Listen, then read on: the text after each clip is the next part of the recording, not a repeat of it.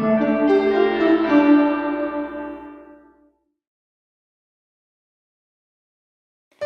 everyone, welcome back to my channel.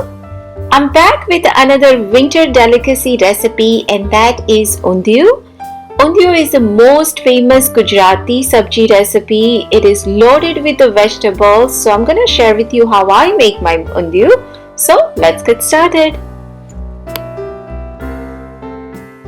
So first of all, I'm gonna go ahead and deep fry all the vegetables. So here I'm adding potato.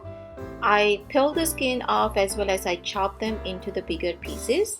So once you wash them, you want to completely dry them before you add that into the hot oil.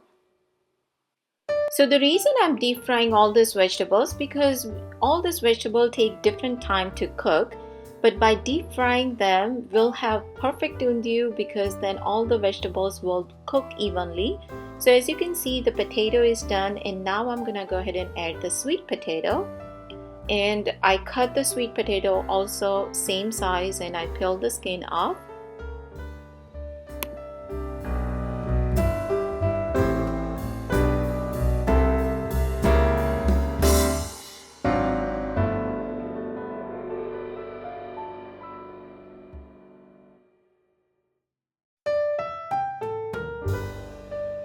So after the sweet potato were done, I'm adding the yam. This is the purple yam, and I could not find the fresh one, so this is the frozen one. Again, before you add anything to the hot oil, you want to make sure they are completely dry.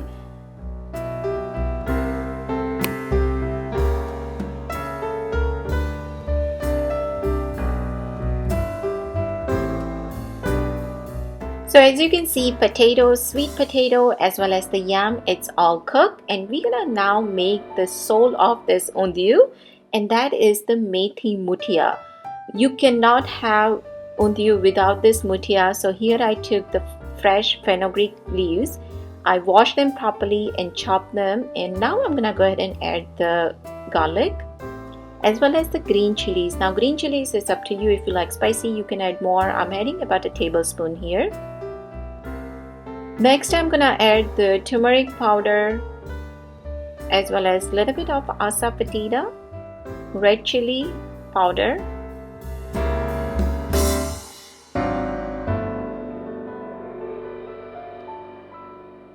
I'm gonna add the besan, that is the chickpea flour, as well as the suji. Suji will basically give really good crunchiness to this mutia. If you like sesame seed, you can always add that also in here. Add salt to taste as well as just the pinch of baking soda, not much, just the pinch. I'm gonna add a little bit oil in here. Now first of all, I'm gonna go ahead and mix it so that way the oil is distribute everywhere. And now I'm gonna go ahead and add a little bit yogurt. This is the plain yogurt. As you can see, I'm not adding any water into this. Once you add the yogurt into it, you want to mix it really well, and then I'm gonna just go ahead and let it stay there for about 10 to 15 minutes. So after 15 minutes, I'm gonna apply a little bit oil in my palm because this dough is very sticky, and I'm gonna just take a little bit and make the oval shape out of this. You want to make them very small because we add the suji, it is gonna expand and it is gonna get bigger. So as you can see here, I'm just taking a little bit and just make the oval shape out of it.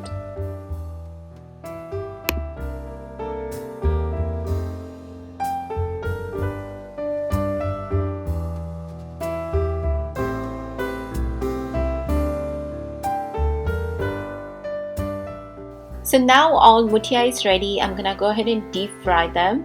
When you deep fry them, you want to make sure the temperature is on medium, because we're gonna deep fry this for about 7 to 8 minutes, because we want to make sure that it cooked properly from inside also.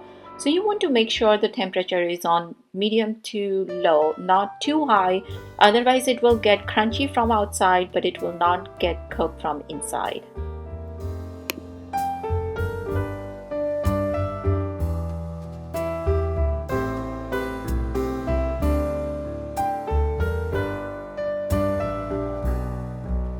So now all the mutias are done, and doesn't that look so tempting? You can eat this with the chai and that tastes really good also. So now I'm gonna go ahead and deep fry the eggplant. As you can see, I cut them into the bigger pieces, and when you deep fry them, you want to make sure the temperature is on high. Otherwise, if the temperature is on low, it's gonna absorb lots of oil. And the reason I'm doing at the end, because eggplant tend to make the oil very black. So that's the reason I'm doing it at the end, so then I don't have anything else to deep fry them after that. So at this point, I'm done deep frying all the vegetables. It's time to make the masala now. So here I do have the peanut. Now this is the raw peanut, as well as I roughly chop them. Next I'm gonna add the all dry masala. So first of all, I'm gonna add red chili powder, dhania jeera powder, that is the cumin coriander powder, as well as turmeric and asafoetida. Next I'm gonna add the green chilies as well as the garlic. Now green chilies, it's up to you. If you like more spicy, you can add more. I add about a tablespoon here. I'm also gonna add grated ginger as well as the garam masala. By this time my entire house was smelling so good, and as you can see, there's many steps in this sabji, but believe me guys, it is all worth it. I love this sabji so much, and actually I'm the only one in my family who likes it, but then I thought it's all worth it because I was craving for this sabji from a very long time. So here, as you can see, I add lots of cilantro as well as the green garlic. Now if you cannot find green garlic, that's fine, but again, it's give really good texture to this sabji as well as it tastes good. I'm also gonna add a little bit of kitchen king masala. Now if you don't have kitchen king masala, no worries, you don't have to add it, but again, it just enhances all the flavor. I'm also adding a little bit of salt here. Next I'm gonna add just a little bit of lemon juice. You can use either lemon or lime. I'm also adding a little bit sugar. Now again, we don't want to make this sweet, but just by adding a little bit sugar, it's gonna enhance all the flavor. And here I'm adding oil into this masala. We're gonna go ahead and mix all this properly first.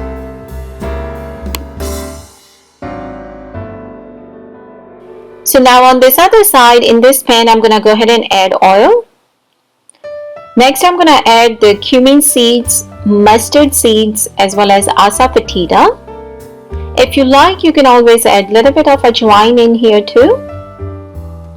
And now I'm gonna go ahead and add all the vegetables. So first of all, as you can see here, I do have the potato, eggplants, as well as the yam and the sweet potato.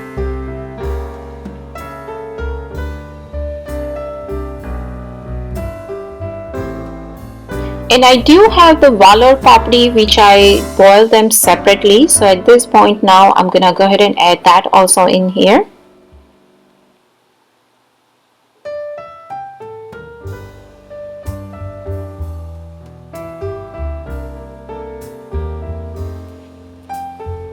So first of all, I'm just gonna go ahead and mix everything properly.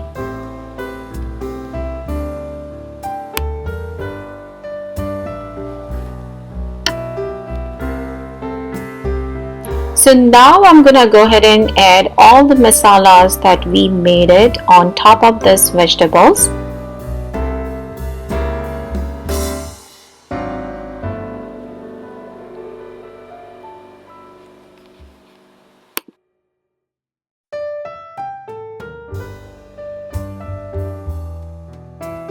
So after adding all the masalas, I'm gonna go ahead and mix it everything very well, and then I'm gonna add a little bit water in here. You don't want to add too much water at once, just a little bit, because at this point all the vegetables is cooked, but we still need to cook the masala. So after adding water, I'm gonna mix it, I'm gonna cover that, and I'm gonna let that cook for about 5 to 7 minutes. In that 7 minutes, again, you want to come and keep stirring so it doesn't get stick to the bottom.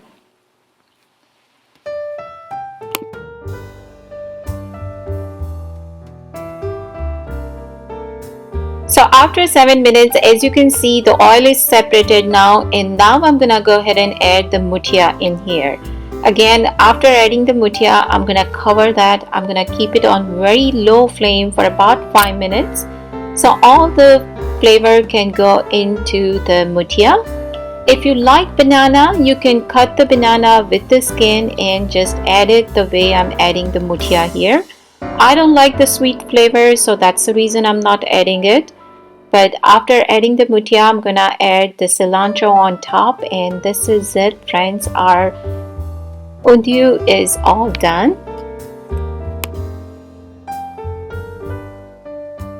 So it took me about 4 hours to complete this lunch, but believe me, friends, it is all worth it because this undhiyu came out so yummy. And traditionally, undhiyu served with the puri as well as the jalebi. So yesterday I went to Indian store, bought some jalebi, and then I thought, why not serve traditionally? So here I'm using the bronze thali, that is the cast thali, because bronze has many health benefits, and mom actually gave me this entire set. I had never used it, but today I thought, why not serve everything in this thali? So here, as you can see, the undhiyu look very yummy and tempting, as well as I'm serving that with the chash, because Gujarati Thali is never complete without the chash. And here I do have the green garlic. So basically I saute that in ghee as well as add just a little bit of salt, and that's about it. I do have the green chilies, and yes, I made only 2 because I'm the only one who likes that green chilies. And I'm also serving that with the achar.